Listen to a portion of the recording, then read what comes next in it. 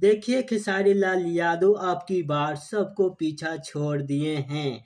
ऐसा बोलबम गाने का टीजर लाकर आप भी देखकर हैरान हो जाएंगे। जी हाँ दोस्तों, खेसारी लाल यादव पहली बार भोजपुरी इंडस्ट्रीज में रिकॉर्ड तोड़ दिए हैं ऐसा गाना लाकर। जी बना दी अंबानी ए बाबा, यह गाना मुकेश अंबानी पर गाना यह बनाया गया है, आप लोग देख सकते हैं। इस गाने के गाए हैं खेसारी लाल यादव साथ में शिल्पी राज।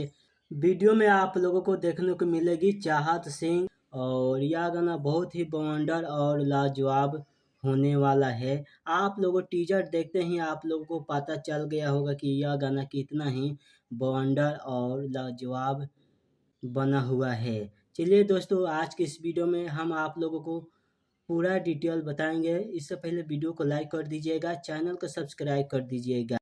गाने के राइटर हैं अखिलेश कश्यप जी। इस गाने के संगीत दिए हैं रोशन सिंह जी, और यह गाना कल सुबह को 6:15 में रिलीज किया जाएगा अन्नपूर्णा फिल्म से।